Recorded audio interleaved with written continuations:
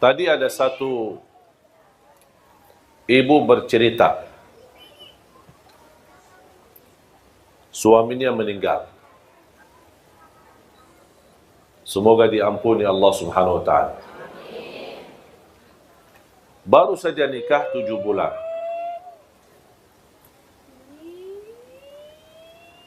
Cerita yang disampaikan oleh ibu, saya menanggapi bagaimana beliau cinta sama suaminya. Sudah almarhum. Beliau berkata, seandai kata saya menikah, tapi masih merasa terbeban karena dia sayang sama suaminya. Dan dia berkeinginan bertemu suaminya di surga. Terus kalau saya dijodohkan lagi, nikah, usianya masih muda, saya khawatir gimana nanti sama suami yang pertama atau suami yang kedua. Ya udahlah, daripada bingung, mendingan dah usah nikah katanya. Biar dijamin dapat dan bertemu suaminya di surga. Saya menjawab,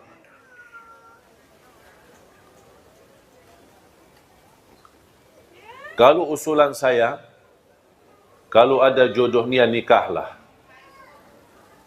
Masih muda, belum punya anak lagi. Nikahlah. Urusan surga nanti urusan lain.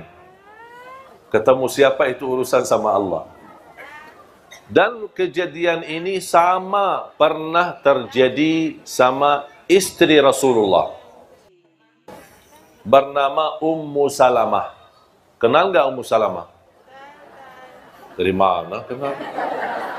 Tahu maksudnya. Ummu Salamah salah satu istri Rasulullah SAW. Ternyata Ummu Salamah punya suami namanya Abu Salamah.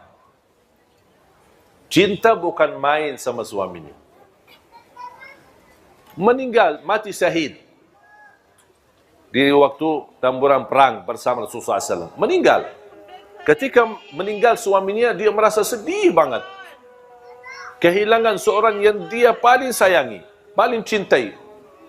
Baik banget. Dan dia merasa kehilangan sesuatu yang amat besar. Tapi dia sabar, ujian.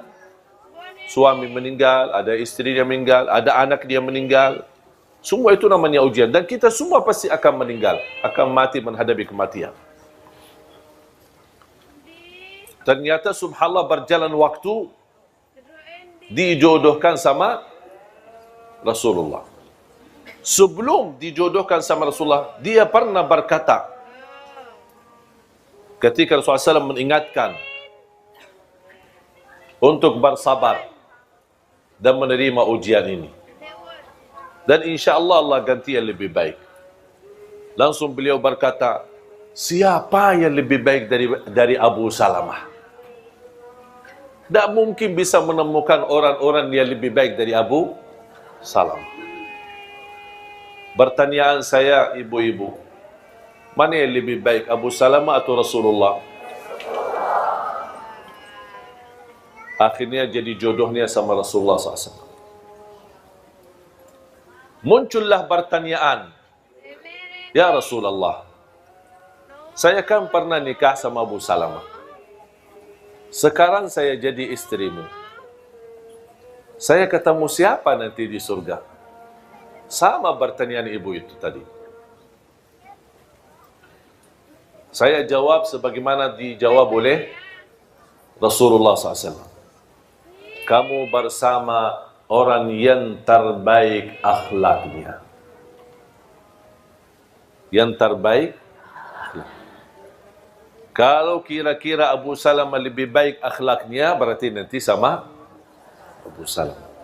Tapi yang kita tahu dan kita belajar, yang paling mulia akhlaknya siapa? Berarti dia sama. Dan disitulah kunci kebahagiaan dalam rumah tangga. Kemuliaan akhlak. Jamaah sekalian, tidak ada rumah tangga yang tidak bermasalah. Tetapi kunci mengatasi segala persoalan dan permasalahan adalah kemuliaan akhlak. Bahkan Rasulullah SAW bersabda, menunjukkan kunci kemuliaan seorang laki-laki, terutama laki-laki.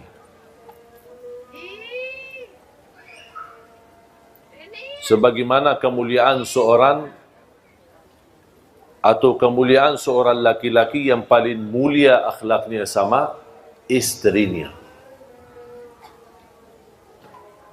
Makanya ulama berkata, kalau ingin mengetahui akhlak seorang, jangan tanya jauh-jauh, tanya isterinya. Kalau isterinya biar mentul, berarti mantap, alhamdulillah. Kalau isterinya berkata, stres, pusing, oh berarti masalah.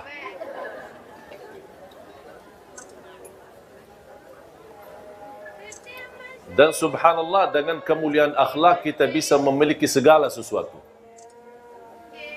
Dengan kemuliaan akhlak kita bisa memiliki segala. Memiliki hati orang, memiliki kehormatan orang, memiliki kemuliaan orang, pasti akan dimuliakan. Apalagi di saat istri kita sedang membutuhkan dampingan kita, perhatian kita, bantuan kita. Itu luar biasa, sangat harga besar baginya ketika dia memiliki suami yang berakhlak mulia. Makanya jamaah sekalian, sampai Rasulullah SAW bersabda, aqrabukum minni majlisan yawmal qiyamah ahasinukum akhlaqa. Yang paling dekat kepadaku hari kiamat, kata Rasulullah, yang paling mulia akhlaknya di dunia. Jadi kemuliaan akhlak atau seorang memiliki kemuliaan akhlak, dia mendapatkan posisi yang amat besar di sisi Allah. Kemuliaan, darajat yang tinggi bersama para nabi, siddiqin, syuhada dan salihin.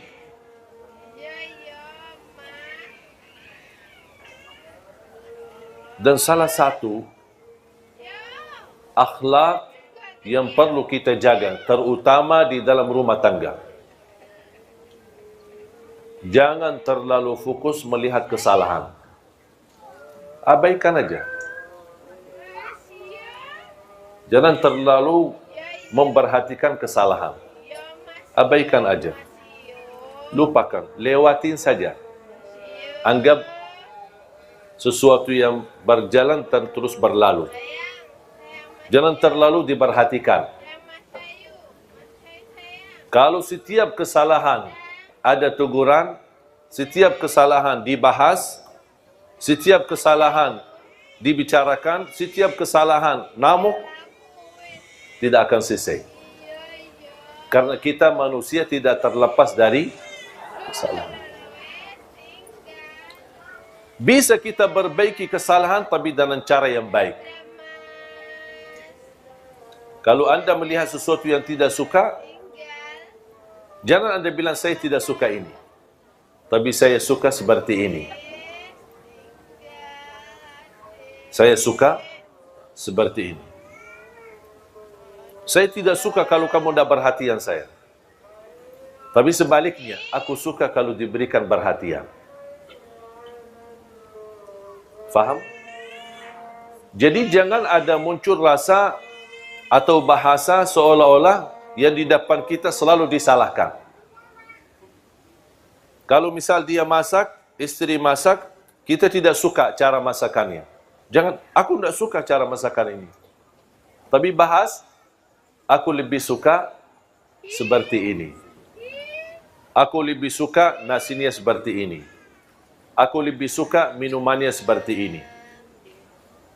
Misal, kalau anda tidak suka minum dingin, dibawain minum dingin. Ketika anda minum, tidak enak, tidak nyaman. Tak mau, aku tidak suka. Jangan. Aku lebih suka yang hangat. Boleh nggak diganti? Pasti akan jawabannya halus. Dok, aku dah suka. Ganti. Nggak mau kan? Kamu udah mau, ya udah biarin aja. Karena bahasanya sudah tidak enak. Pasti jawabannya tidak enak. Ada satu kejadian ketika Rasulullah SAW pulang ke rumah. Ini kan sebuah kisah. Ada yang sebutkan kisah ini benar, ada yang bilang tidak benar, tapi intinya kisah, tidak ada mempengaruhi masalah ibadah.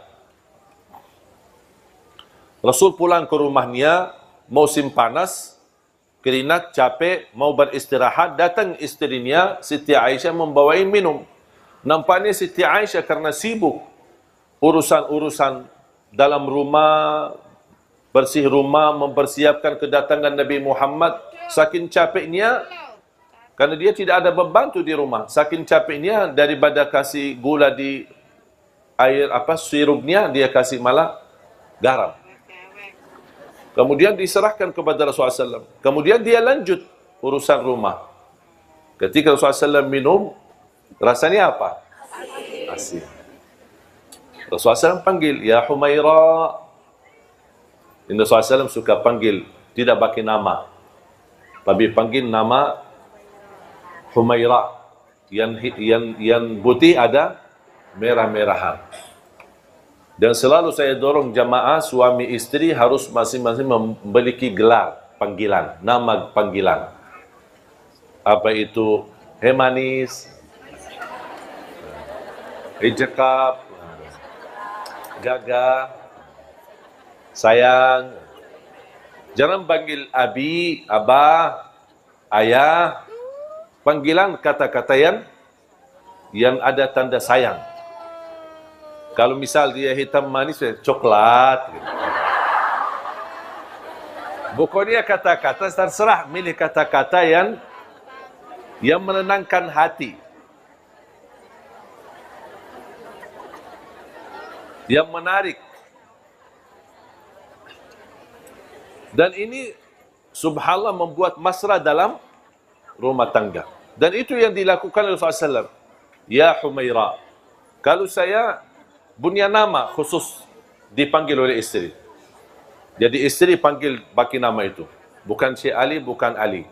Tapi ada nama. Saya tidak mau kasih, itu rahasia. Sebaliknya saya juga punya nama untuk istri. Dan dia suka kalau saya panggil dengan pakai nama itu.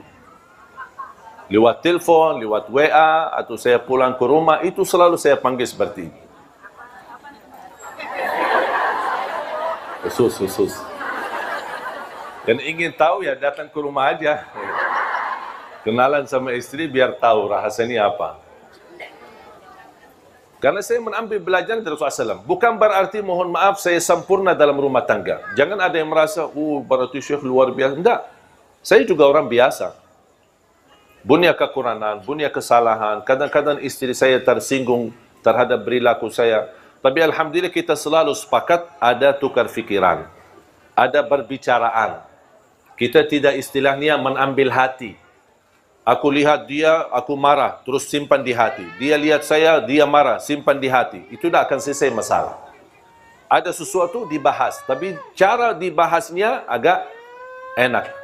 Sopan, saling menjaga, saling menghormati, seperti ini, seperti ini. Kalau menurut saya itu namanya istilah muhasabah. Setiap minggu sekali kita muhasabah. Saya tanya sama istri saya, apa yang saya lakukan selama 1 minggu membuat kamu tersinggung? Dia kasih tahu. Kalau tidak dia kasih tahu, dari mana saya bisa tahu? Karena yang sakit hati siapa? Istri. Hati yang dia punya, bukan saya punya. Saya tidak tahu isinya. Makanya harus saya tanya, apa yang membuat kamu tersinggung? Apa yang membuat kamu tidak enak hati? Oh, kalau begini, kalau foto sama ibu-ibu jangan terlalu dekat. Siap.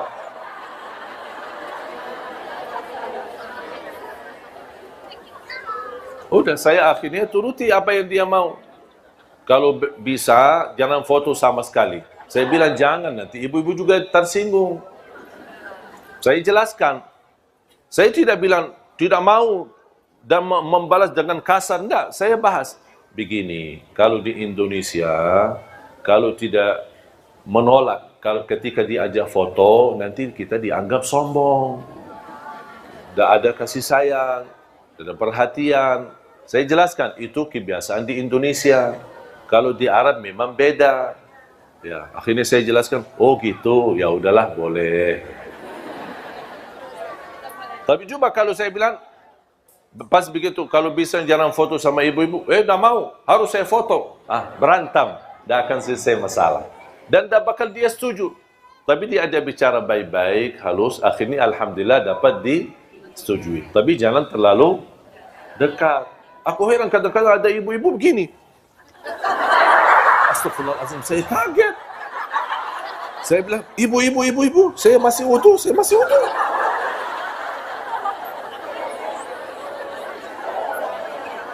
Saya jujur saja bicara seperti ini, padahal saya belum wudu. Tapi kenapa saya terpaksa, jangan, supaya dia menjauh, daripada bubu, jauh, nanti dia juga tersinggung, masalah lagi. Selalu berusaha memilih kata yang bisa difahami, tapi tidak menyakiti,